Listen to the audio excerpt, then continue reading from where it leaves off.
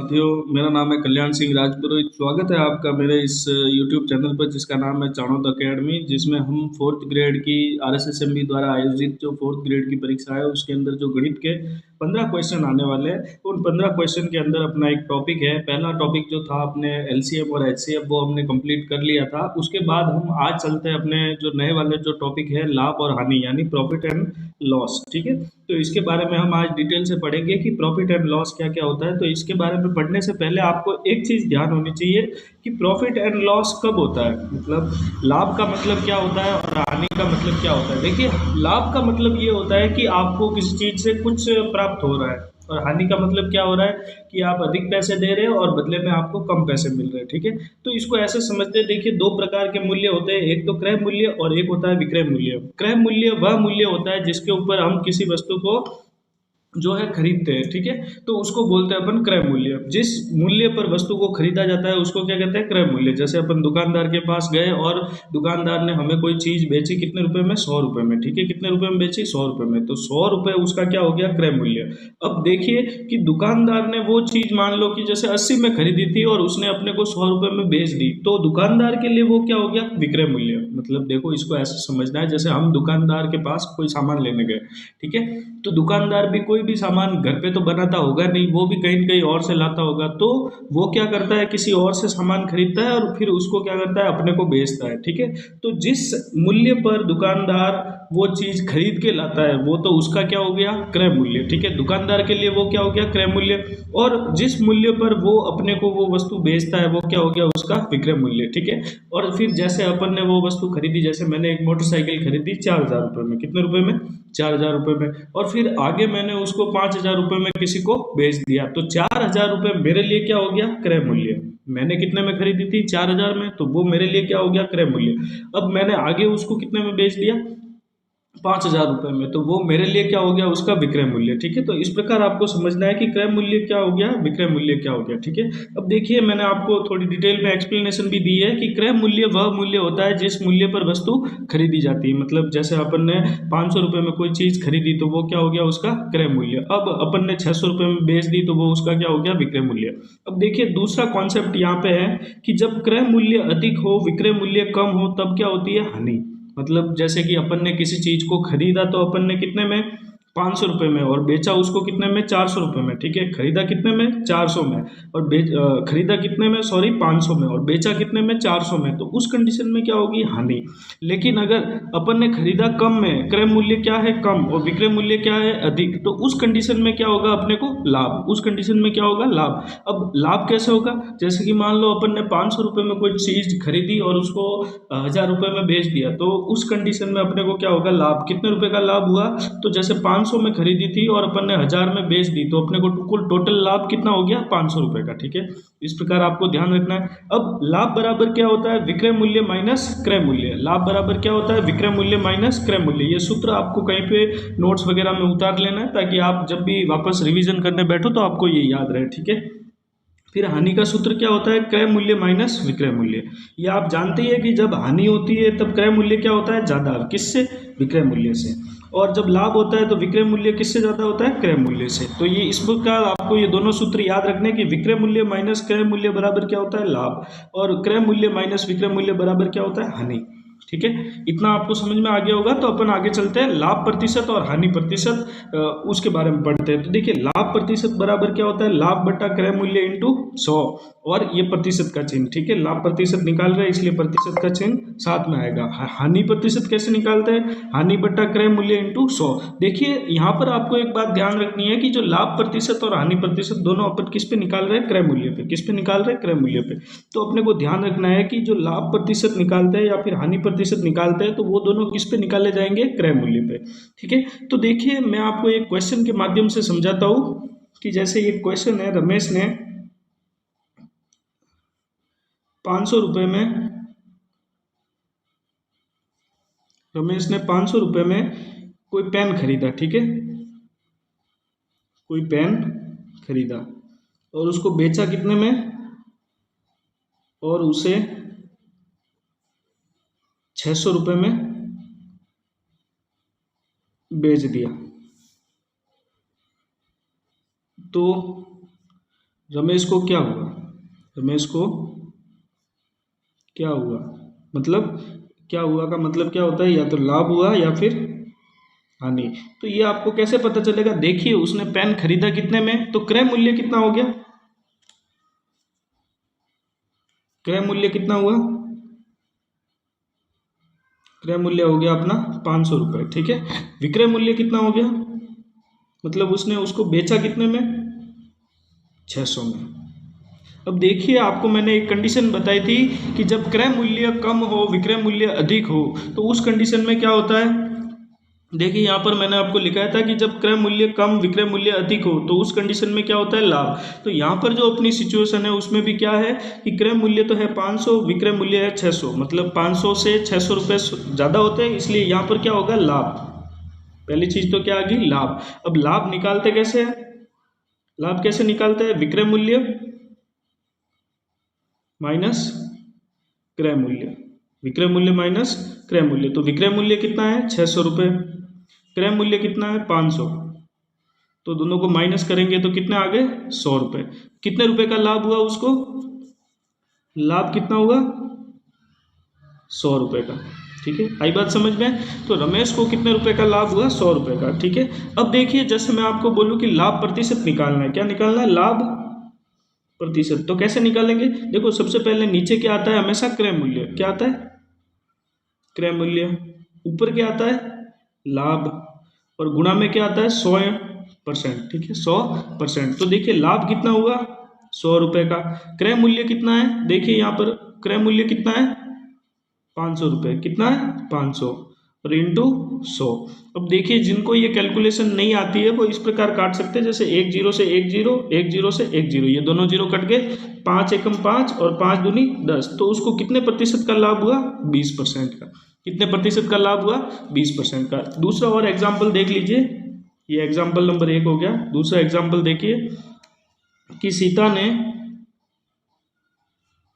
6,000 रुपये में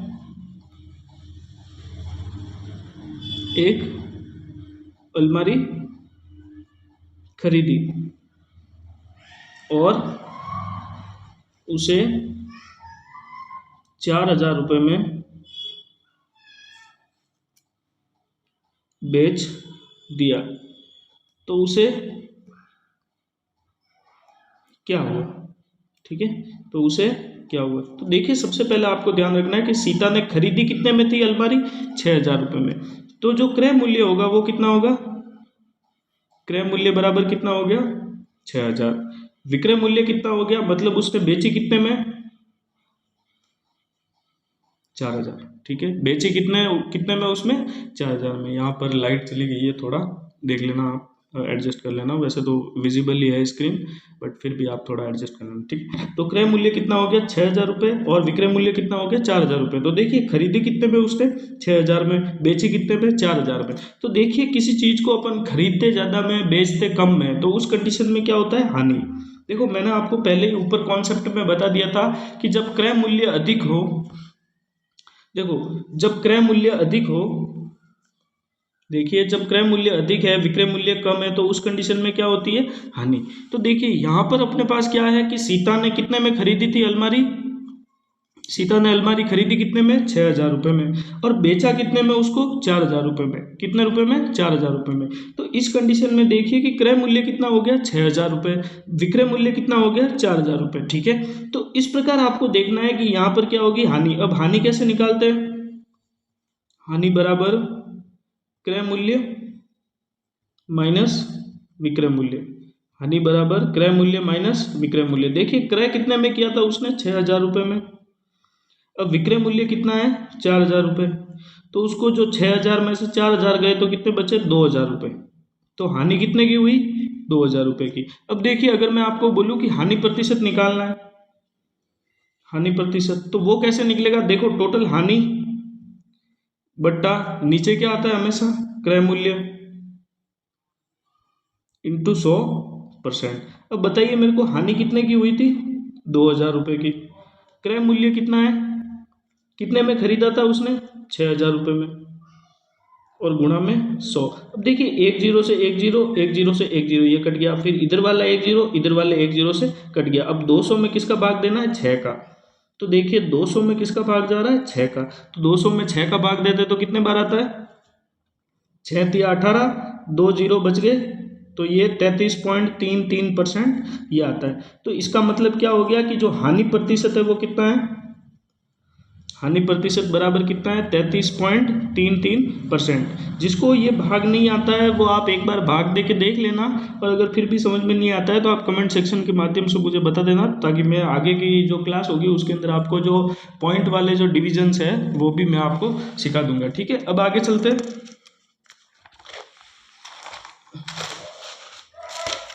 देखिए एग्जाम में आपके इस टाइप के क्वेश्चन बहुत रेयरली देखने को मिलते हैं कि हानि प्रतिशत और लाभ प्रतिशत ज्ञात करना हो। तो देखिए एग्जाम में आपको किस तरीके के क्वेश्चन मिलेंगे। देखिए तीसरा एग्जाम्पल कि यदि किसी वस्तु को 400 रुपये में बेचा जाता है, 400 रुपये में क्या किया जाता है? बेचा जाता है। तो 20% का लाभ होता है। 20% का क्या होता है? लाभ होता है। देखिए सबसे पहले अपने को ये चीज़ देखनी है कि किसी वस्तु को 400 रुपये में बेचा जाता है तो 20% का लाभ होता है। ठीक है, 20% का क्या होता है? लाभ। तो उसका क्रय मूल्य क्या होगा? देखिए अब अपने को क्या ज्ञात करना है? उसका क्रय मूल्य। और अपने को दिया हुआ क्या है? बेचा कितने में है? 400 रुपये में। तो विक्रय मूल्य कितना दिया हुआ है? बराबर कितना है? 400। विक्रय मूल्य कितना है? 400। लाभ कितने परसेंट का दिया हुआ है? लाभ बराबर 20%। अब देखिए सबसे पहले आपको एक बात ध्यान रखनी है कि जैसे ही अपन इस टाइप के क्वेश्चन करते हैं तो उसके अंदर आपको क्या ध्यान रखना है कि सबसे पहले आपको मानना है, माना क्रय मूल्य कितना है? माना क्रय मूल्य बराबर कितना हो गया? 100। माना क्रय मूल्य बराबर कितना है? 100। ये 100 रुपये नहीं है, ठीक है, ध्यान रखना है। ये 100 अपन ने माना है, 100 यूनिट है, ठीक है, तो 100 यूनिट मान लिया, ठीक है, या फिर 100% मान लिया, जो भी है, ठीक है। अब लाभ कितने परसेंट का हुआ? 20% का। अब 20% का मतलब क्या होता है कि 100 रुपए के पीछे अपने को कितने रुपए का लाभ हो रहा है? 20 रुपए का। तो इसी प्रकार जब इसका 100 अपन यूनिट मान रहे हैं तो इसके ऊपर लाभ कितने का होगा? 20 का। तो इसका विक्रय मूल्य कितना आ जाएगा? विक्रय मूल्य कितना आ जाएगा? 100 प्लस 20। अब देखिए आपको मैं एक चीज बता दूं कि ये प्लस 20 क्यों किया है, क्योंकि जैसे जब अपन क्रय मूल्य के अंदर लाभ जोड़ देते हैं तो क्या आता है? विक्रय मूल्य। देखिए जिस मूल्य पे अपन ने वस्तु को खरीदा, जैसे मान लो मैंने माना क्रय मूल्य कितना है? 100, तो 100 पे खरीदा, और 20 यूनिट क्यों ऐड किए? क्योंकि अपने को ये दिखाना है कि जो लाभ हुआ है वो कितने परसेंट का हुआ है? 20% का। तो उसके बाद जो विक्रय मूल्य आएगा वो कितना आएगा? 120 यूनिट। कितने आएगा? 120 यूनिट। अब देखिए कि अपने जो प्रश्न में है वो विक्रय मूल्य कितना दिया हुआ है? 400 रुपये। मतलब ये 120 यूनिट का मान किसके बराबर है? 400 रुपये के। तो विक्रय मूल्य अपन ने जो माना है, विक्रय मूल्य 120 यूनिट बराबर किसके हैं? 400 रुपये के। तो अब देखिए कि जैसे 120 यूनिट है वो 400 के बराबर है, तो एक यूनिट का मान कितना होगा? तो ये निकालने के लिए क्या करेंगे? एक यूनिट बराबर क्या आएगा? 400 बट्टा 120 आ गया। 400 बट्टा 120, एक यूनिट का मान निकाल दिया, ठीक है। अगर जिसको समझ में नहीं आ रहा है मैं डिटेल से एक बार वापस समझाऊंगा तो आपको एकदम एज इट इज समझ में आ गया। अब देखो अपने को किसका मूल्य ज्ञात करना है? क्रय मूल्य निकालना है। तो क्रय मूल्य अपन ने क्या माना था? 100 यूनिट। तो इसको जब 100 से गुणा कर देंगे तो अपने पास क्या आ जाएगा? क्रय मूल्य, ठीक है। 0 से 0 कट गया। फिर देखिए 4 एकम 4 और 4 तिया 12, तो ये कितने हो गए? 100 और एक जीरो और ऐड हो गया तो कितने हो गए? 1000 बट्टा 3। तो 1000 में 3 का भाग देते हैं तो कितनी बार जाता है? 333.33। तो ये क्या आ गया? इसका क्रय मूल्य। तो क्रय मूल्य कितना हो गया? 333.33 रुपये। अब देखिए यहाँ पर हो क्या रहा था? लाभ हो रहा था, ठीक है। मतलब 333.33 रुपये में इसने खरीदा और 400 रुपये में बेच दिया। तो इस प्रकार के क्वेश्चन आपके, ये वाला जो क्वेश्चन है वो एलडीसी के एग्जाम में आया हुआ है 2000 2023 में। कब आया था? एलडीसी 2023 में। तो इस प्रकार के क्वेश्चन आपके एग्जाम में आते हैं, तो आपको इसी तरीके से चीज़ों को पढ़ना है। एक और एग्जाम्पल लेते हैं ताकि आपको ये जो चीज़ है वो बेहतर तरीके से समझ में आ जाए, ठीक है। चौथा क्वेश्चन है कि राम ने किसी सामान को